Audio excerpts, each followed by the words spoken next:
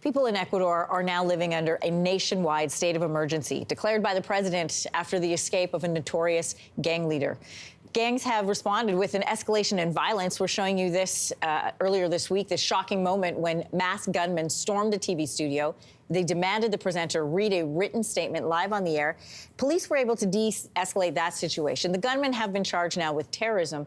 But for a closer look at what's happening in Ecuador, we're joined by Pablo Politzer. He's the professor at the University of Calgary who specializes in Latin American politics and the evolution of armed conflict in the region. Welcome to Your Morning.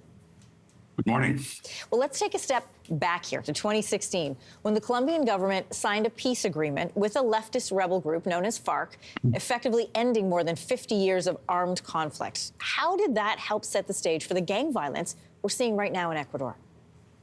Sure. One of the unintended consequences of having done a very good thing, which is to bring about peace between the Colombian government and the FARC guerrillas, had been waging a civil war for a very long time, since the 1960s, was that in the recent decades, especially since the 1990s or so, the FARC had become very involved in the drug trade, and that meant control of some of the supply routes in the south of the country. And so having that control meant that for a while, during that time, those supply routes were actually somewhat peaceful, but with the FARC demobilizing after, or as a consequence, as part of the 2016 peace deal, that meant that those routes were now up for grabs, and that created a power vacuum that led to the struggles for power between different gangs from Colombia, from Ecuador, and also from elsewhere, including Mexico and other parts and other areas.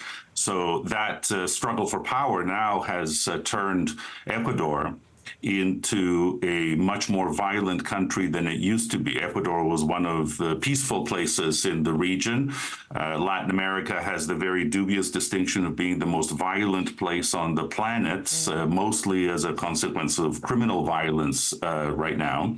Ecuador was one of the exceptions to this, but the influence of the drug trade, the drug gangs in the region is growing, including now in places that used to be decades ago considered much more peaceful.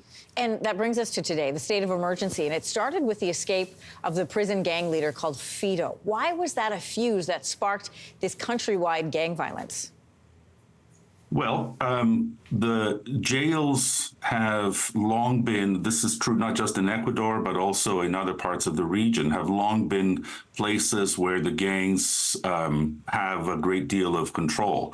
In Ecuador in recent years, as a consequence of neoliberal policies where the state steps back from very tightly controlling things, the jails have become much more loosely controlled, and the gangs really play a very important role in not only running a big part of the jails, but actually consolidating their power from inside the jail and extending their influence into the public sector, the private sector, and so that kind of influence is very important, but also the struggle for power inside the jails amongst the different gangs. By some measures, there's a couple of dozen different gangs that have control, influence, that are present in Ecuador.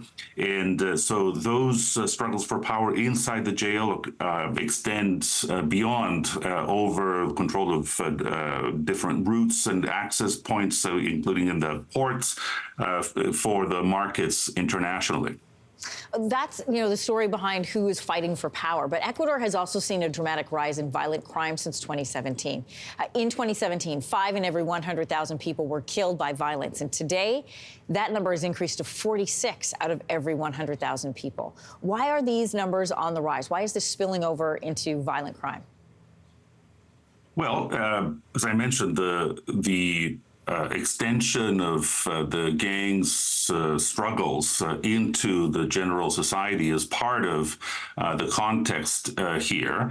And the government really also faces a series of very important challenges in addressing this problem. A lot of the policies to deal with crime have really been very ineffective. They've taken their foot off the gas pedal in terms of controlling and managing jails. They're far more loosely controlled than they used to be. Also, ports in recent years have been turned over from public to private control. That has created openings for gangs to move into and have access to and control port access. And that's also created problems in terms of violence.